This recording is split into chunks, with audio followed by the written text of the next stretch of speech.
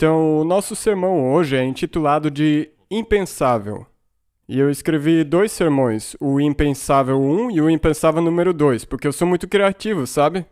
E uma vez que você escreve um bom sermão, você pensa, é melhor numerar ele como 1 e 2, porque as pessoas vão prestar mais atenção assim.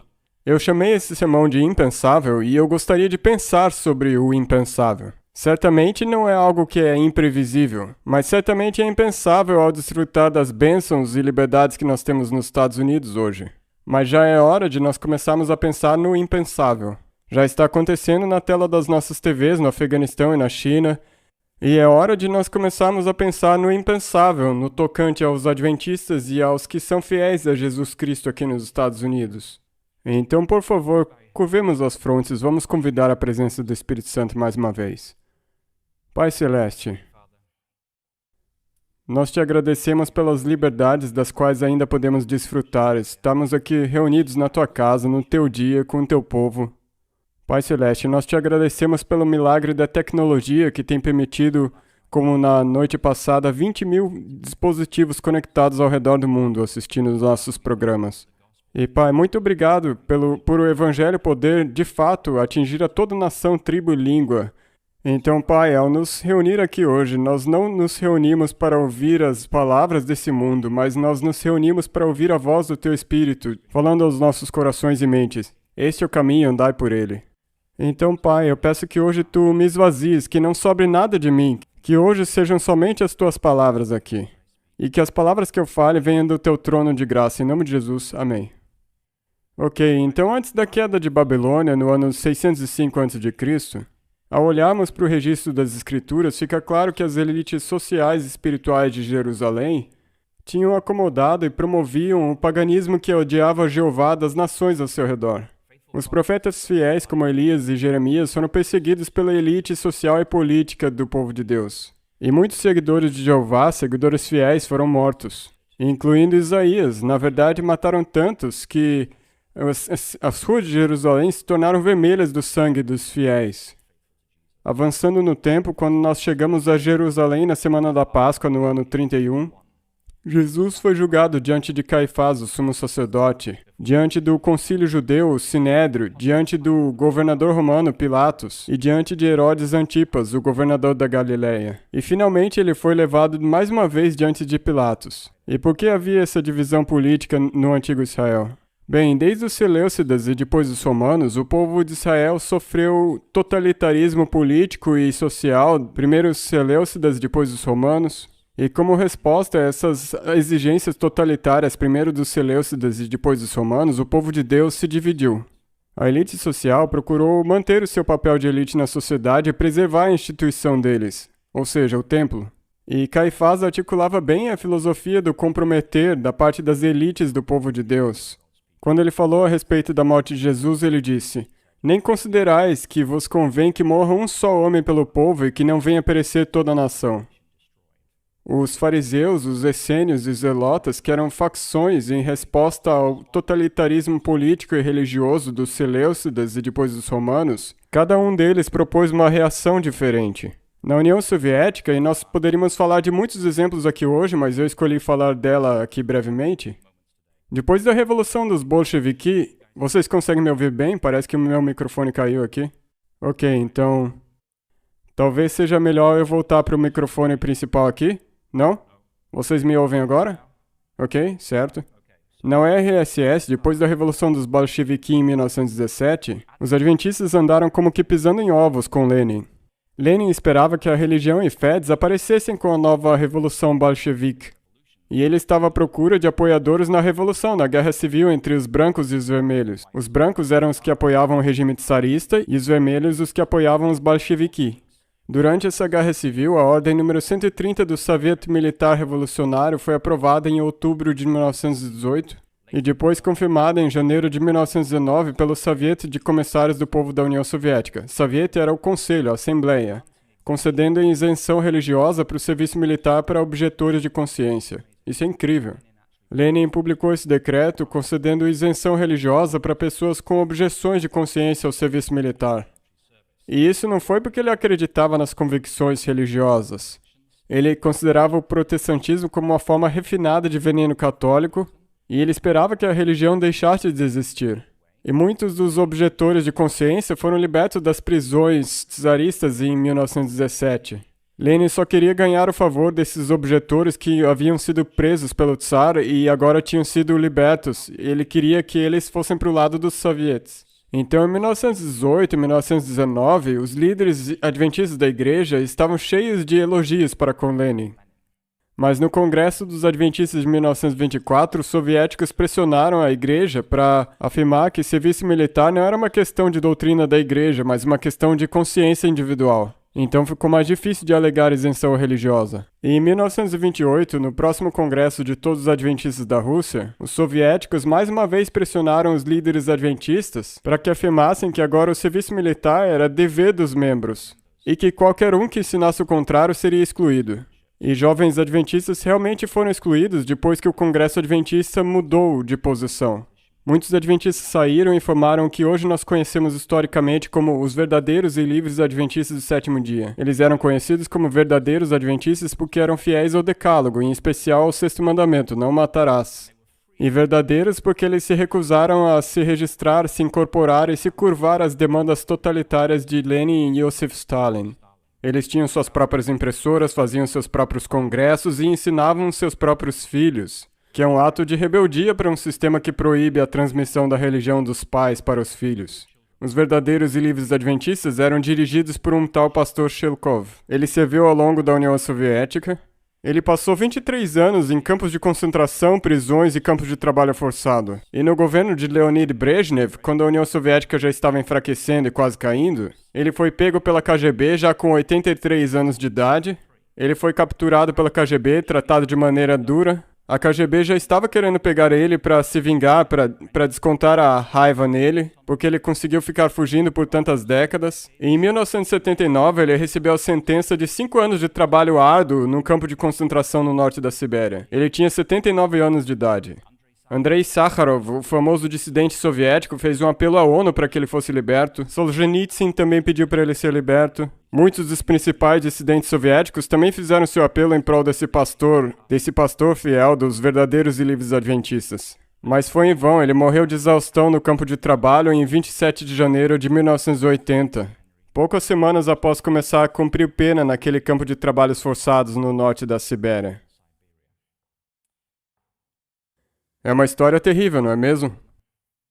É uma história terrível, não é mesmo? E a verdade é que, quer você pertencesse aos verdadeiros e livres ou à igreja oficial adventista do sétimo dia, todo mundo enfrentou perseguição de um jeito ou de outro. Era que nem escolher o remédio. Qual dos remédios que você vai querer tomar?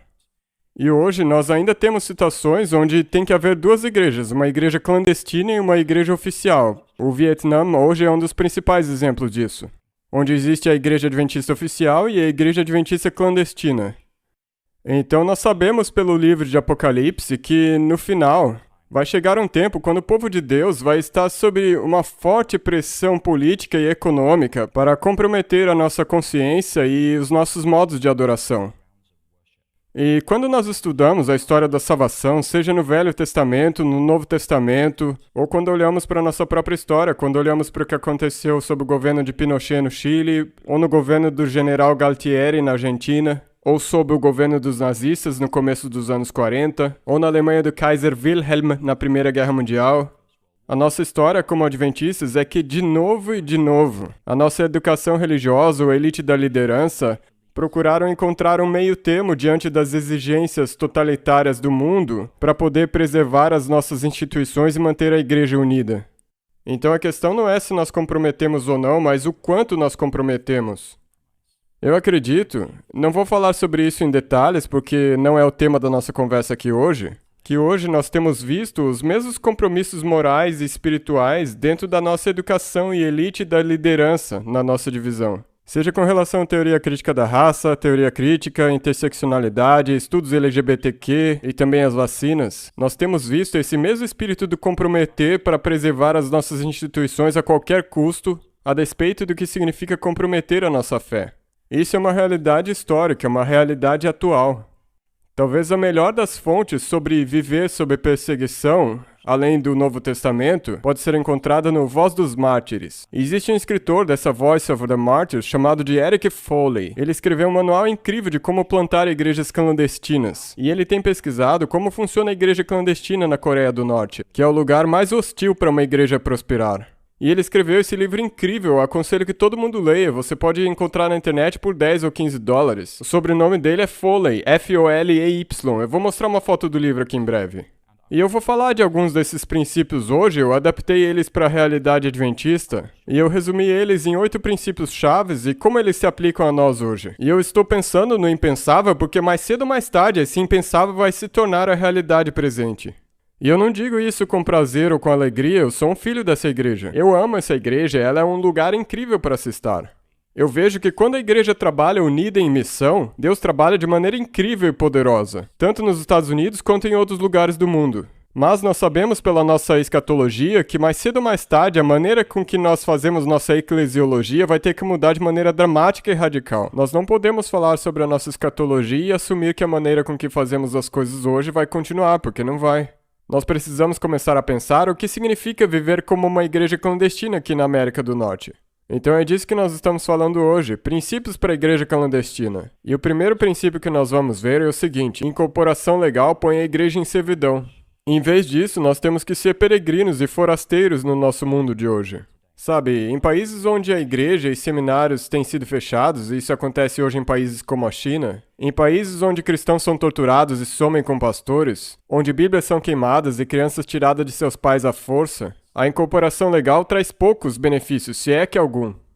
Na Igreja Livre, como aqui na divisão norte-americana onde nós estamos, nós funcionamos como uma organização sem fins lucrativos, que é uma entidade legal independente e nos dá acesso aos sistemas comerciais, políticos e financeiros da nossa nação caída. Nós abrimos contas, fazemos transferências internacionais todos os dias, fazemos folhas de pagamento, pagamos imposto de renda, nós alugamos, compramos, vendemos propriedades, temos acesso a cartões de créditos, empréstimos comerciais, compramos com redução de impostos, os auxílios podem ser descontados na declaração de imposto de renda dos pastores e nos deliciamos nas doações dedutíveis no imposto de renda. Pastores na Igreja Adventista dos Estados Unidos podem realizar casamentos com validade legal, nossas universidades são reconhecidas pelo Ministério da Educação, nossas faculdades recebem financiamento estudantil, nossa responsabilidade legal nos processos é limitada porque somos incorporados e nós podemos pressionar agências do governo para mudar suas políticas. Todas essas são vantagens que nós recebemos por estarmos legalmente incorporados. Mas o nosso casamento com esse mundo dá aos políticos hostis contra nós uma influência muito forte.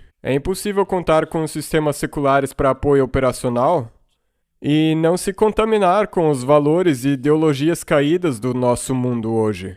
O governo tem pressionado as nossas instituições para que desistam do evangelho em troca de manter os nossos financiamentos estudantis, isenção de impostos, etc. A verdade bíblica tem sido diluída ou omitida nos púlpitos para evitar ofender as ideologias totalitárias dos Estados Unidos do século XXI. E assim como os santos da antiguidade, como nós lemos em Hebreus 11, verso 13, todos esses morreram na fé sem ter obtido as promessas, vendo-as, porém, de longe e saudando-as, e confessando que eram estrangeiros e peregrinos sobre a terra. Nós somos estrangeiros e peregrinos nessa terra. Quando nós mudamos do Oriente Médio para o Minnesota, o primeiro choque que nós tivemos foi o clima. E o segundo choque que eu tive foi que eu tinha que limpar todas as manhãs a neve com o mapa. E o terceiro choque que eu tive foi que eu queria muito comprar um soprador de neve. A nossa entrada de acesso era longa, eu tinha que acordar às 4 ou 5 da manhã para limpar a neve e para poder levar as crianças para a escola, era 2 horas de trabalho. E eu sonhava em ter um soprador de neve, mas nós nunca pudemos ter um. Digo, a minha esposa nunca deixou eu comprar um soprador de neve. E por quê? Nós éramos forasteiros e estrangeiros nos Estados Unidos, nós tínhamos um visto temporário. E a minha esposa disse muito claramente: até que nós tenhamos certeza que nós vamos ficar aqui, nós não vamos investir num soprador de neve. Da maneira como você leva a sua vida, depende se você se enxerga como um residente temporário ou um residente permanente nesse mundo. É assim que é. Isso afeta como nós vivemos nossas vidas, afeta a nossa experiência de vida.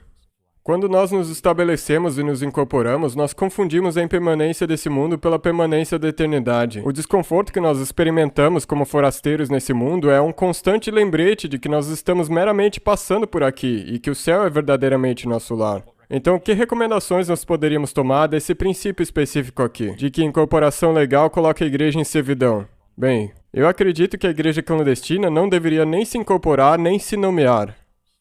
Quem não está legalmente incorporado não tem como ser banido de lugar nenhum. Deveríamos pensar em estabelecer um sistema financeiro de reserva para quando formos excluídos dos sistemas financeiros globais.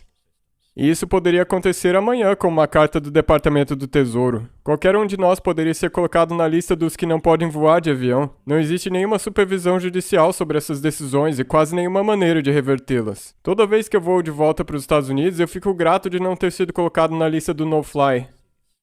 Nós precisamos começar a considerar pedir que membros paguem atividades ministeriais e façam compras de materiais diretamente para evitar o controle do governo sobre esses bens. Nós precisamos ensinar os membros a não esperarem por recibos de doações dedutíveis no imposto de renda, para que a igreja esteja livre de represálias da Receita Federal. Precisamos considerar adotar uma política que proíbe pastores de assinarem certidões de casamento. Por quê? Porque isso vai protegê-los quando o governo exigir que eles realizem casamentos não bíblicos. Essas são algumas sugestões práticas para nós pensarmos ao pensarmos sobre o primeiro princípio. O segundo princípio que nós vemos aqui é não fuja, resista ou se acomode com a perseguição. Ao invés disso, seja completamente cristão no meio dela. Existem várias reações à perseguição, eu já falei de perseguição aqui no passado. Mas delas, a reação mais destrutiva para a igreja é quando a liderança acha meios termos com as ideologias do mundo ao nosso redor. E nós vemos o impacto destrutivo dessas concessões, especialmente nos Estados Unidos nesse momento, nos nossos primos mais próximos, ou seja, a Igreja Metodista. Se você não sabe o que está acontecendo com a Igreja Metodista Unida, você tem que se informar do que está acontecendo com eles. Teologicamente e historicamente, eles são os nossos primos mais próximos. Nós temos raízes profundas no metodismo, especialmente na abordagem que eles tinham com pequenos grupos, prestação de contas espiritual, o apelo à santidade pessoal e a ênfase no arminianismo, ou seja, a teologia do livre-arbítrio. E nesse exato momento agora, a Igreja Metodista Unida nos Estados Unidos está num colapso total. Pode simplesmente deixar de existir nos últimos 2 anos. E por quê? Porque eles tiveram uma conferência geral do mundo inteiro em 2018 para discutir se eles iriam manter os parâmetros bíblicos de sexualidade e casamento em relação à ordenação e somente ordenar heterossexuais e se casados, então casamentos heterossexuais. E o ramo norte-americano da Igreja Metodista Unida queria ter permissão para ordenar homossexuais praticantes e casamentos gays. E assim como a nossa Conferência Geral de San Antônio em 2015, na Conferência Geral da Igreja Metodista Unida em 2018, que aconteceu em Indianápolis, a parte sul da Igreja Metodista Unida votou majoritariamente contra aprovar a ordenação de homossexuais praticantes ou o casamento gay.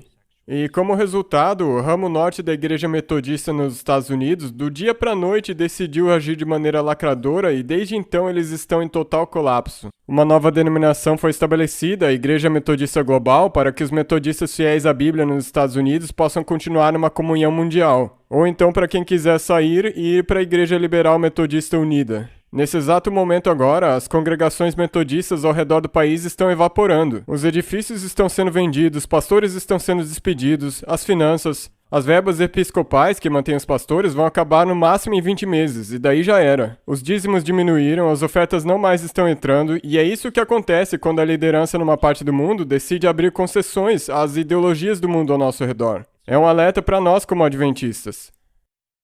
Nós precisamos reconhecer que viver de acordo com a cruz de Cristo significa estar disposto a aceitar perdas financeiras e cancelamento social. Se nós não estivermos dispostos a aceitar perdas financeiras e cancelamento social, então na verdade o Evangelho não deitou raízes em nossos corações. Na Inglaterra nós temos algo que nós chamamos de rota do leite. No último ano da faculdade, todas as grandes empresas vão para certas universidades e elas tentam raspar a nata, dá para dizer assim. Essa é uma metáfora mista. Eles tentam pegar a nata da safra, os melhores, a nata do leite. É por isso que é conhecido como a rota do leite. Então as empresas vão e elas fazem entrevistas com os alunos promissores. E depois dessas entrevistas eu fui convidado para PricewaterhouseCoopers, uma das maiores empresas de auditoria e contabilidade de Londres, e eu fui entrevistado por um dos parceiros e me ofereceram um emprego como auditor para trabalhar em Londres. E realmente era um passaporte para me aposentar aos 40 anos de idade, porque o salário era muito bom. E esse parceiro que me entrevistou era judeu. E ele disse: "Bem, Sr. Vine, nós ficaremos felizes de te dar esse emprego, mas sob uma condição. Nós sabemos que você guarda o sábado, mas você tem que concordar que, se nós te pedirmos, você tem que estar disponível para fazer uma auditoria por um sábado só por ano." Ele disse: "Nós provavelmente não vamos te pedir, mas se nós te pedirmos, nós precisamos que você concorde nessa entrevista de fazer uma auditoria uma vez só por ano." E eu expliquei a ele sobre o quarto mandamento e fiz um apelo a ele sobre as raízes judaicas dele. E não adiantou, e no fim da entrevista eu disse: "Bem, eu gostaria de trabalhar com você, mas eu não posso." E eu saí daquele lugar com uma paz total de coração. Foi uma das melhores decisões que eu já fiz. Financeiramente foi ruim, mas espiritualmente, para o estilo de vida e para a direção de Deus na minha vida, foi uma das melhores decisões que eu já fiz. Nós olhamos para trás nesses momentos dolorosos da vida, e eu já tive alguns momentos desses, e esses momentos dolorosos doeram na hora, mas eu olho para trás e percebo que foi nesses momentos que Deus estava realizando a sua obra mais profunda de mudar o meu espírito, a minha alma e meu caráter. Eu não ia deixar me vender. Se vocês abrirem a Bíblia, eu não coloquei na tela porque isso passou pela minha mente só agora, mas abramos a Bíblia em 1 Reis 20. 1 Reis 20. E vocês vão ver ali, 1 Reis 21, é a história de Nabote e a vinha dele. E tem uma frase que toda hora aparece, eu li essa história várias vezes, eu sublinhei essas frases. Abram suas Bíblias em 1 Reis 21, verso 20. Aqui o texto está falando de Acabe e Elias. Elias está aqui confrontando Acabe por ter matado Nabote. E Acabe diz a Elias em 1 Reis 21, verso 20: "Já me achaste, inimigo meu?" E ele respondeu, no caso Elias: "Achei-te, porquanto o quê? Já te vendeste para fazeres o que é mal perante o Senhor." E daí no verso 25 diz: "Ninguém houve, pois, como Acabe, que o quê? Que se vendeu para fazer o que era mal perante o Senhor." E aqui ele está sendo contrastado com Nabote, que não queria vender a sua terra não porque não era vantajoso, mas porque Deus havia proibido a vender a herança para fora da linhagem da família, quando eles entrassem na terra prometida. Nabote estava sendo fiel às promessas da aliança que Deus deu ao seu povo. Já Acabe se vendeu para fazer o que era mal, e basicamente para se comportar como as nações ao seu redor. Nós não devemos nos vender.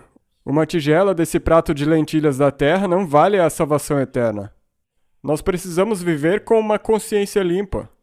Nós precisamos viver sentindo que sim, hoje eu honrei a Deus e segui a minha consciência. Não vale a pena aceitar os prazeres e benefícios desse mundo para depois você descobrir que não consegue dormir de noite por causa que é torturado pela sua consciência. Um homem não é definido pelo carro que ele dirige, se um Ford ou uma Ferrari. É desumanizante vender a alma por um prato do guisado de lentilhas como o Esaú. Então o que nós recomendamos hoje? Nós devemos viver de acordo com a cruz, estarmos dispostos a aceitar perda financeira e cancelamento social. Nós devemos ser um exemplo amável dos ensinamentos de Jesus, porque nós amamos a Ele e não em reação à perseguição do governo. E eu recomendo, se você nunca leu antes, eu estava falando com o advogado Jonathan Zirkle ao vir para cá ontem. Ele recentemente vem estudando a vida do Dietrich Bonhoeffer, e eu encorajo que você leia talvez o livro mais famoso dele, que é O Custo do Discipulado. Quando Deus manda que alguém venha e o siga, ele diz: "Venha e morra." É assim que ele escreveu no capítulo inicial do livro. É um dos livros mais profundos que você vai algum dia ler. E se você não conhece a história de Bonhoeffer dos últimos anos da vida dele, no meio dos anos 30, ele era um pastor em Nova York numa igreja luterana de fala alemã. E quando Hitler chegou ao poder, ele decidiu navegar o Atlântico de volta para a Alemanha. E os amigos e familiares dele disseram: "Por que você vai para a Alemanha? Hitler agora é o chanceler, ele vai te matar." E a resposta dele foi muito simples, eu vou dizer aqui com outras palavras. Se eu não estiver disposto a ser o pastor do rebanho em tempos difíceis, eu não posso ser o pastor do rebanho em tempos fáceis. E ele atravessou o Atlântico de volta para a Alemanha, e na Segunda Guerra Mundial, em 1944, ele foi aprisionado, e 2 semanas antes de terminar a guerra, ele foi executado por ordens pessoais de Heinrich Himmler, o chefe da SS. Então eu recomendo a vocês hoje, comecem a memorizar o Evangelho.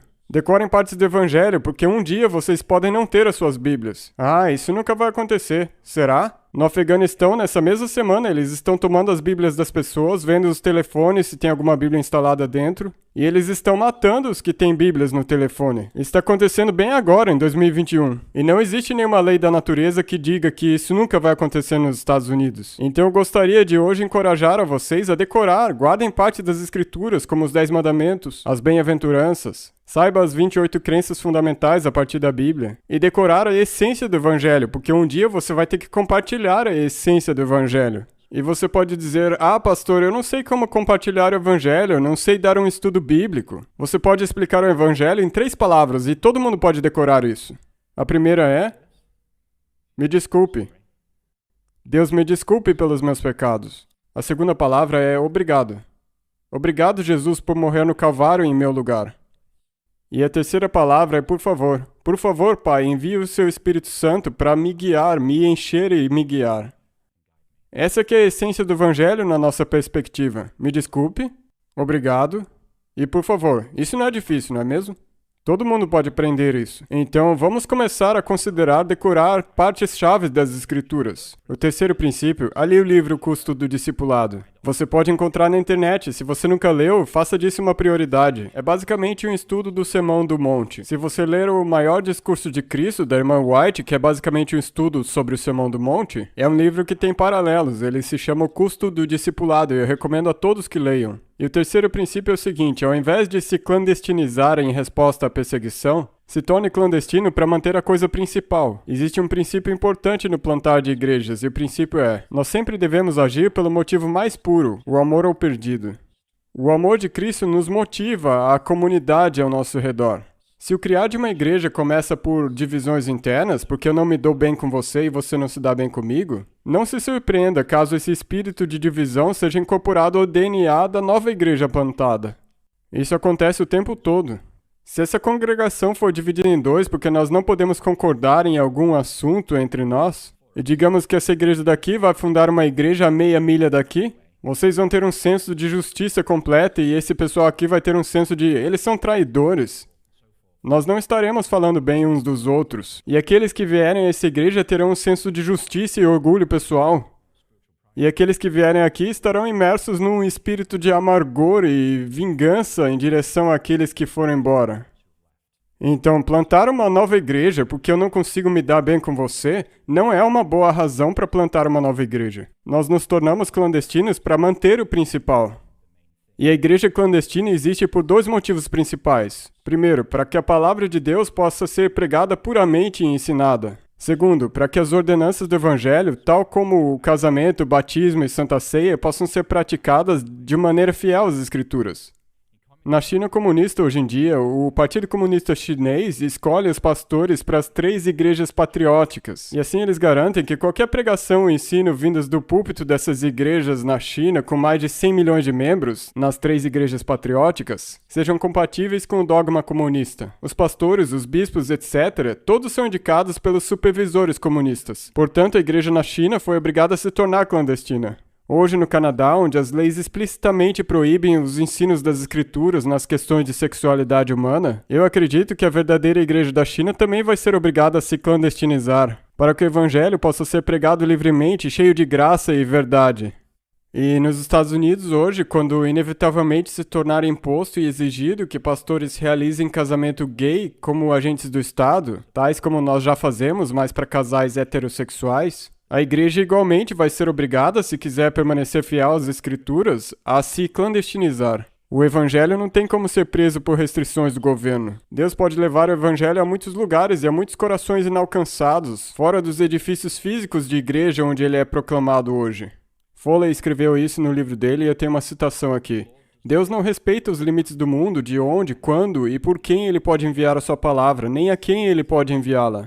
Ele conquistou o mundo e não simplesmente comprou uma terra nele. O evangelho é soberano, e nós somos obrigados a pregar o evangelho completo, com verdade e graça. E se o governo exige que nós diluamos, abafemos, ajustemos, modifiquemos e neguemos o Evangelho, como tem acontecido mais e mais no Ocidente, então o povo de Deus tem a obrigação de dizer: somos gratos a Deus pelas bênçãos da igreja visível, mas agora chegou a hora de nós irmos para uma igreja com um modo clandestino de operação. Então o que nós deveríamos recomendar hoje? Se formos criar uma igreja domiciliar clandestina, faça isso por amor ao perdido e não por qualquer emoção negativa. Ore para que Deus te dê um coração que ame o perdido e ore pelos que te perseguem. Se pergunte se o Evangelho pode ser pregado livremente no seu país e na sua igreja. E se as ordenanças das Escrituras, tais como casamento, batismo e Santa Ceia, podem ser praticadas em harmonia com as Escrituras. Mantenha o principal, a pregação e o ouvir da Palavra de Deus, como o principal nas suas reuniões congregacionais. E o quarto princípio é: quando eu era pequeno, meu pai era um pregador, e quando ele dizia, por exemplo, nós temos 6 pontos, eu ficava mentalmente calculando. Vocês estão fazendo isso agora? Se nós estamos no quarto e é 9h35, então ele vai terminar isso aqui às 9h58. Eu sempre fazia isso quando eu era pequeno, e talvez alguns de vocês estejam fazendo isso agora. O quarto princípio é o seguinte: ao invés de comprar edifícios, se reúnam onde as pessoas já se encontram. Sabe, nós já sabemos disso, a igreja não é um edifício.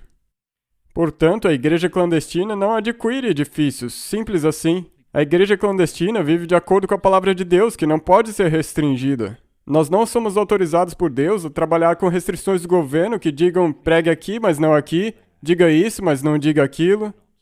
Os governos, através da história, fecharam igrejas físicas. Hoje mesmo, igrejas estão sendo fechadas na China comunista e estão sendo demolidas. A China passa por ondas de perseguição. Às vezes eles constroem umas mega igrejas e daí elas são demolidas por algum líder comunista. Edifícios podem ser abertos, edifícios podem fechar, mas a igreja clandestina continua. Onde quer que os santos de Deus estejam morando, trabalhando, estudando ou descansando. É aí que a igreja clandestina deita as raízes. E dessa maneira, como na nossa leitura bíblica do dia, as trevas não podem prevalecer contra a luz. Portanto, a igreja clandestina não é uma igreja que se esconde. Ela simplesmente se reúne onde as pessoas estão. Em Atos, eles se reuniam em casas, em Atos 2. Num rio, em Atos 16. Ou numa escola, em Atos 19. Porque era ali que as pessoas se reuniam nas rotinas comuns da vida diária. Entender que a igreja pode existir em qualquer lugar ou hora é fundamental quando enfrentamos perseguição. Uma mudança na nossa cosmovisão é que nós achamos que vamos à igreja para encontrar com Deus, mas se a igreja clandestina realmente existe, significa que nossos lares, nossos locais de trabalho são transformados de maneira que nós podemos experimentar a Deus assim como na igreja. Nós começaremos a enxergar nossos lares não como bastiões do secularismo, ao ponto que uma vez por semana nós iríamos para um lugar que é um santuário no sábado de manhã. Nossos lares serão vistos como terra santa, porque nós encontraremos Deus lá tanto quanto na igreja física. Que recomendação nós podemos dar? Compartilhe o Evangelho, não somente na sua igreja, mas onde quer que você esteja. Você não sabe como compartilhar o Evangelho? Comece a carregar folhetos. Eu pago as minhas contas via carta e não com cartão de crédito. Sabem por quê? Porque eu coloco um folheto dentro de cada envelope que eu envio. Eu deixo folhetos nos bancos dos aviões quando eu me levanto ou deixo também no bolso no banco da frente. Seja intencional ao lançar a semente da palavra de Deus. Você não faz ideia o que Deus pode fazer ao você lançar a semente da palavra de Deus. Aprenda a ouvir o guiar do Espírito Santo na tua vida e comece a segui-lo. Comece a se reunir para oração e louvor, não somente no sábado de manhã, mas onde quer que você se encontre com outros no meio da semana. Habilite os seus membros a compartilhar o Evangelho em qualquer lugar, com qualquer pessoa, onde quer que eles estejam. Faça com que os seus membros se tornem o fermento, a massa da comunidade local. Princípio 5. E é aqui que isso se torna mais um lar. A igreja é o casaril dos casarios. E esse é um ponto importante. Por que eu estou incluindo ele? As igrejas públicas, tais como essa, são construídas do púlpito para baixo. As pessoas vêm a um lugar especial construído em volta do púlpito, de onde os pastores dirigem a vida da igreja, e eu me incluo nisso e os outros pastores do time também. É do púlpito que o evangelho é pregado e as ordenanças são observadas. Mas as igrejas clandestinas são construídas a partir das casas. Cada casario é um centro local da vida da igreja onde o evangelho também é pregado e as ordenanças observadas pelo pastor ou pelos crentes. E pastores são capacitados por Deus para capacitar membros para o ministério. Nós vemos isso em Efésios 4, na doutrina dos dons espirituais. As igrejas clandestinas não plantam por si mesmas congregações clandestinas, mas elas plantam a palavra de Deus em redes existentes das relações humanas. E o Evangelho procura transformar esses relacionamentos destrutivos com esses padrões caídos desde a queda de Adão e Eva. Jesus reconheceu isso em Mateus 10, 35 e 36. Que quando o Evangelho é introduzido a redes de relação humana, ele pode causar conflitos. É por isso que ele disse, porque eu vim pôr em dissensão o homem contra o seu pai, e a filha contra sua mãe, e a nora contra a sua sogra, e assim os inimigos do homem serão os seus familiares. Isso começou com Caim e Abel, não é mesmo? E Jesus experimentou rejeição da própria família, não é mesmo? E em Mateus 3, a mãe de Jesus, os seus irmãos e irmãs, acharam que ele estava fora de si e foram para prendê-lo. E daí ele tem aquele confronto com os fariseus de sob que autoridade expulsos os demônios. E daí ele conclui dizendo, quem que é minha mãe e os meus irmãos? São aqueles que fazem a vontade de Deus. Havia uma relação espiritual ali. Então Jesus reconhece que quando o evangelho entra nas redes das relações humanas, vai haver conflito ali. Sempre vai haver conflito. Os apóstolos não atraíram os cabeças da família para um edifício separado para adorar a cada sábado. Em vez disso, eles plantaram a palavra em suas próprias casas, e esses casarios transformados se tornaram a unidade básica da eclésia, que é a palavra no Novo Testamento para a congregação. Então, que recomendações nós temos aqui? Eu gostaria de perguntar a vocês hoje. Vocês estão administrando bem os seus lares? A palavra de Deus é pregada e ensinada nos seus lares? Vocês vivem a palavra de Deus nos seus lares? Você faz o culto familiar e transmite essa fé para os seus filhos? O seu viver é digno, de modo que seus filhos saibam que tudo que você pregar é um testemunho cristão digno? Eu gostaria de encorajá-los hoje a viver uma experiência cristã focada nos lares ao invés de nos púlpitos. Pastores e anciãos, e eu me incluo nisso. Nossa responsabilidade é capacitar os membros para que eles vivam uma vida cristã focada nos lares, numa base diária. E o sexto princípio é fazer da sua vida doméstica e não do culto de sábado o foco da igreja. Nos Estados Unidos, hoje em dia, se você pergunta, você vai para a igreja? Você está, na verdade, perguntando, você é cristão? Meio que implicando que você só pode ser um cristão na igreja. Como se o que define um cristão é passar 2 horas num sábado de manhã ou domingo de manhã num banco de igreja por aí. Mas para a igreja clandestina, a experiência cristã é vivida diariamente ao colocar Jesus no centro da nossa vida doméstica. Os cristãos da igreja visível esperam ser alimentados pelos pastores, já os cristãos da igreja clandestina aprendem a cozinhar por conta própria. Eles aprendem a pregar e praticar a palavra de Deus dentro da sua família de fé. Para a igreja visível, tal como nós aqui hoje, nós desfrutamos das bênçãos que nós temos. O culto de sábado é o foco primário para a vida espiritual de muitos de nós. Para a igreja clandestina, a adoração diária é o foco principal, que incluem cantar hinos de louvor, leitura de passagens da palavra de Deus, confessar nossas faltas uns aos outros, perdoar uns aos outros, experimentar o perdão, recitar verdades fundamentais tais como os 10 mandamentos e o Pai Nosso, e celebrar a Santa Ceia juntos. Você pode falar que eu estou ensinando heresias aqui, mas não, isso é o cristianismo do Novo Testamento. Uma vez eu batizei 2 iranianos que estavam para voltar para o Irã.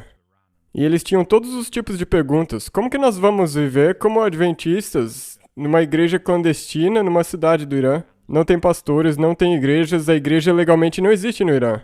Eles tinham todos os tipos de perguntas, e uma delas era como celebrar a Santa Ceia? Essa é uma pergunta boa, não é mesmo? Como celebrar a Santa Ceia? E no Novo Testamento, a Santa Ceia era celebrada diariamente, nós sabemos isso a partir de 1 Coríntios 11.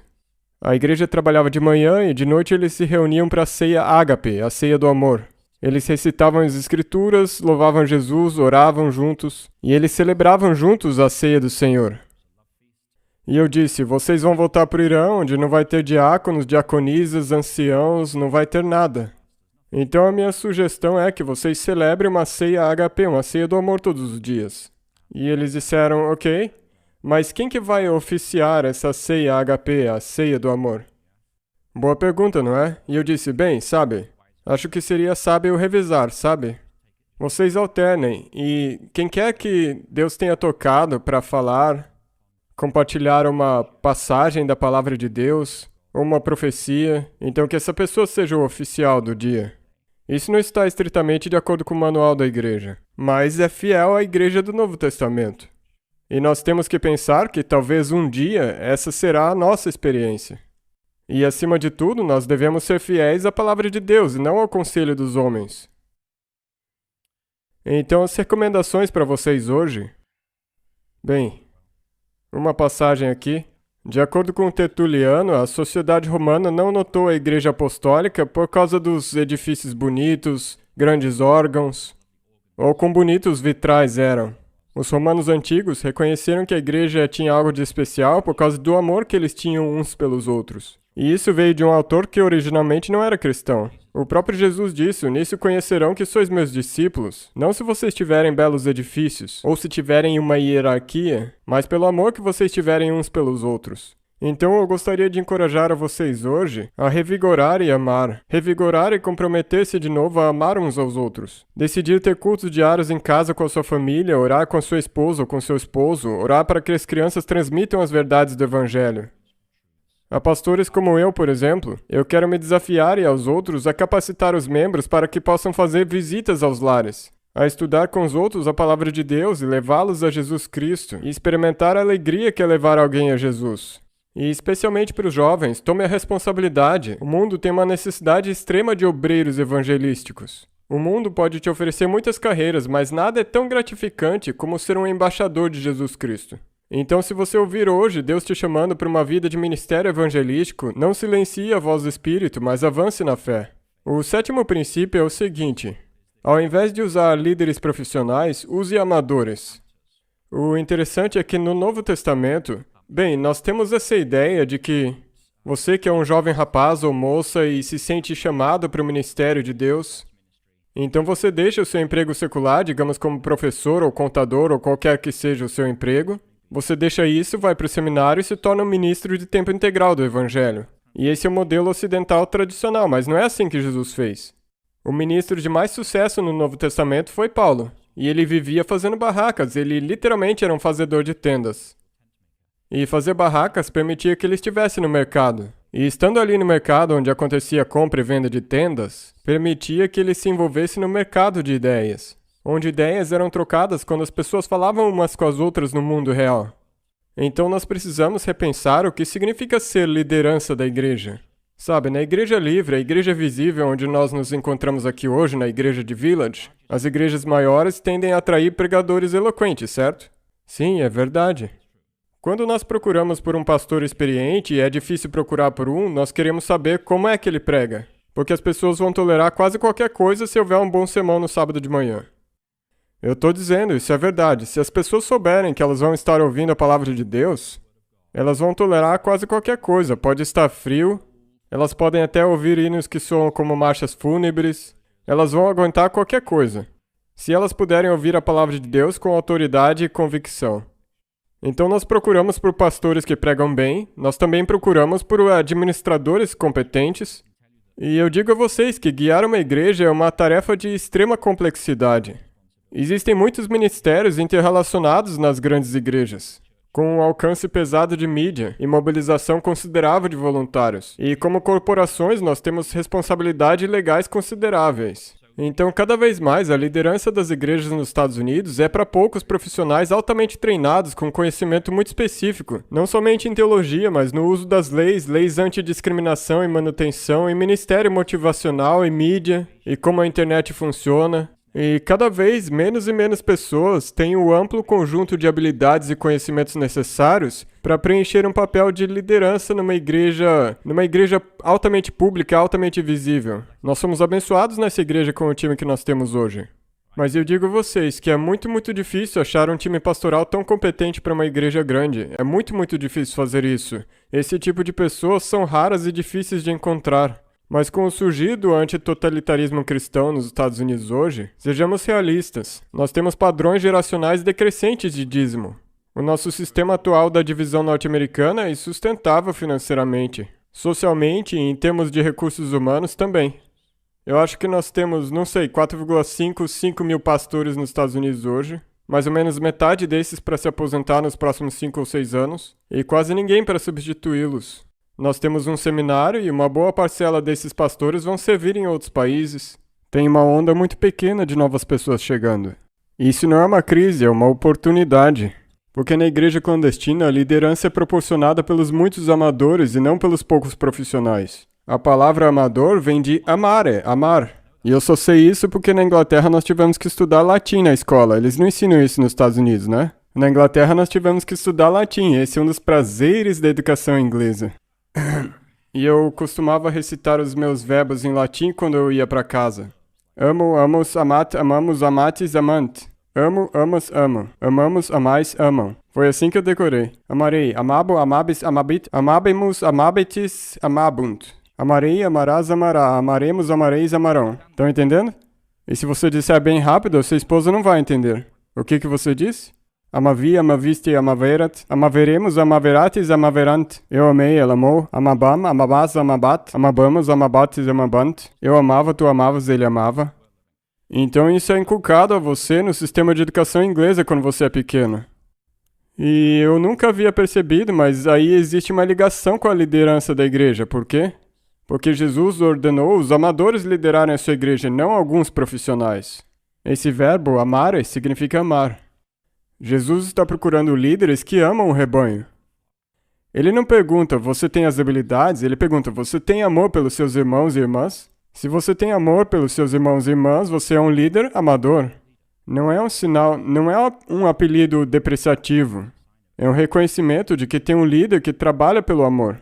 E eu te digo, quando tem alguém que te ama e ele precisa ter uma conversa dura com você, você vai estar muito mais disposto a aceitar porque você sabe que ele te ama. Se alguém te ama, você está disposto a ter essas conversas difíceis, a expressar verdades difíceis. Você está aberto a crescer juntos. Porque existe essa segurança proporcionada pelo amor pessoal. E a igreja cresce mais rápido nos países onde existem menos líderes assalariados e mais líderes amadores.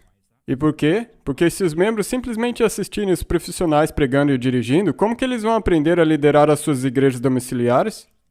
Como eles algum dia aprenderão a serem discipulados e discipular outros em direção a Cristo? É isso que permitiu Paulo a dizer a Timóteo, para a igreja de Corinto, sejam meus imitadores, como eu também de Cristo, para que nós olhemos aqueles que vierem antes de nós e digamos, é assim que nós perseveramos na igreja adventista. É assim que nós lideramos no corpo de Cristo, é isso que significa amar. Eu quebrei a minha perna alguns anos atrás e fiquei surpreso com aqueles que vieram me visitar. Eu tive que ficar em casa algumas semanas com a perna só pro ar, e eu fiquei admirado com quantas pessoas vieram me visitar na minha casa. Foi humilhante. E eu me lembro quem essas pessoas foram. Outros trouxeram baldes e fizeram hidroterapia na minha perna. Eu me lembro também quem foram essas pessoas. E eu me lembro dessas pessoas com muito carinho. E por quê? Porque eles não foram só meus irmãos e irmãs no sábado de manhã, mas demonstraram interesse pessoal por mim durante a semana. Eles demonstraram amor e eu sou muito grato por aqueles que vieram me visitar. Então, se você está sentindo o chamado para o ministério, talvez peça que Deus te guie a um lar ou a uma igreja domiciliar onde você poderá se tornar mais semelhante a Jesus e onde você poderá se tornar mais maduro como um líder espiritual no corpo de Cristo. Treine os seus colegas e líderes de pequenos grupos a liderar nas características essenciais do corpo de Cristo, que é o ensino da palavra de Deus, o louvor a Jeová, servir dentre os crentes, comunhão cristã, oração, testemunho. Essas são as características da igreja do Novo Testamento. E eu deixei o mais difícil por último, os dízimos. Porque é aqui que a coisa realmente entra em prática. E eu quero dizer hoje que na igreja clandestina você dá o dízimo para revelar o caráter de Deus e não para apoiar a igreja. Agora, o dízimo é um princípio bíblico. Ele é encontrado no Velho Testamento, como nós vemos aqui no apelo aos dízimos feito pelo pastor Hess hoje, Malaquias 3, 8 a 12. E também é encontrado no Novo Testamento, Mateus 23, 23, quando Jesus afirma e assume que aqueles que forem fiéis a Deus continuarão dizimando. É uma parte única da experiência cristã, mas de acordo com Jesus, o dízimo não é, e eu cito, o mais importante, fim da citação. Então, embora hoje nós devolvamos nossos dízimos para uma denominação legalmente incorporada, uma casa do tesouro visível, e os dízimos na igreja clandestina? Lembre-se, a igreja clandestina não tem edifícios, não tem oficiais, não tem hierarquia, não tem administradores, não tem uma conta de banco para onde você pode transferir os dízimos. Então, o que você faz com o dízimo nessas circunstâncias? Nos evangelhos, Jesus não nos ensina a dizimar daquilo que nos sobrou, mas ele ensina que retornemos o dízimo ao Senhor do nosso sustento, do nosso pão com manteiga diário. Nós damos não porque nós temos algo sobrando, Mas nós devolvemos porque nós estamos sempre sob risco de nos tornarmos autossuficientes financeiramente. Dizimar é um antídoto ao materialismo e à ganância. Ele nos convida a depender de Deus diariamente dentro dos nossos ciclos de salário. Na igreja clandestina, nós devolvemos nossos dízimos ajudando aqueles que estão passando necessidade na nossa comunidade, sejam eles discípulos ou não, incluindo aqueles que nos odeiam ou nos perseguem. E por quê? Para que eles possam saber que é seguro confiar no nosso Pai Celeste. E ao fazer isso, nós nos colocamos numa posição de completa dependência de Deus. Doar não é um sinal da nossa própria generosidade, e sim um sinal de que nós completamente confiamos na generosidade de Deus. Dizimar doando aos necessitados, na verdade, é uma forma de evangelismo. Isso convida o perdido a louvar a Deus e confiar nele mais do que em Mamon. O apóstolo Pedro disse da seguinte maneira: tendo o vosso viver honesto entre os gentios, para que, naquilo em que falam mal de vós, como de malfeitores, glorifiquem a Deus no dia da visitação. Então, o nosso dizimar, na verdade, pode ser uma forma de evangelismo e testemunho, demonstrando nossa confiança em Deus, mais do que nossa confiança nesse mundo. E o que nós hoje dizemos em conclusão? O nosso tempo já quase acabou. Eu tinha dito 9h58 e agora já são 9h55 e 50 segundos, então vamos lá. O primeiro é o seguinte. Orem pela elite da nossa liderança e educação na divisão norte-americana. E ame-os. Orem para que eles tenham coragem de se posicionar pela verdade e sabedoria para navegar nas exigências conflitantes do Evangelho e das ideologias totalitaristas que assolam as nossas instituições. Então orem para os nossos líderes para que Deus os dê coragem e sabedoria. Essa batalha é real, ela já está em nosso meio e está rolando agora mesmo. Nossos líderes precisam de todas as orações possíveis, então orem pelos nossos líderes. Segundamente, leia e assimile alguns livros. Tem A Voz dos Mártires, do Eric Foley, da Coreia. Eu encorajo que vocês leiam ele. E o outro livro que eu encorajaria vocês a lerem é O Custo do Discipulado, escrito por Dietrich Bonhoeffer. Então, revisando, o livro do Foley, Plantando Igrejas Clandestinas, e O Custo do Discipulado, do Dietrich Bonhoeffer. Comece a pensar como você vai viver e que sacrifícios você está disposto a fazer, e o que Deus está te chamando para ser e fazer quando nós fomos convidados por Deus para viver como uma igreja clandestina. E terceiro, como nós já dissemos no texto bíblico de hoje, e não apareceu na tela, mas eu tinha colocado a tradução literal de cada palavra. Ali diz: a luz nas trevas brilha, e as trevas a não prevaleceram. E o resto ali não está claro, porque está na forma grega. De qualquer maneira, a luz resplandece nas trevas e as trevas não a compreenderam. E nesse contexto do Evangelho de João, Jesus é a luz do mundo. E essa luz brilhou no Calvário no meio dessas trevas espirituais. Mas de acordo com Mateus 5,14, nós também somos a luz do mundo. E Jesus escolhe brilhar através de sua igreja, através de ti e de mim hoje. Então procure a verdade e a luz que vem dessa verdade. Conheça a verdade sobre Deus, ame a verdade. E que a verdade de Deus possa brilhar através de nós hoje, a despeito das trevas espirituais ao nosso redor. Porque Jesus está voltando. Então que Deus possa nos conceder a coragem de brilhar por Jesus hoje, na América do século XXI. E até que Jesus volte, não deixe a sua luz se apagar. Amém.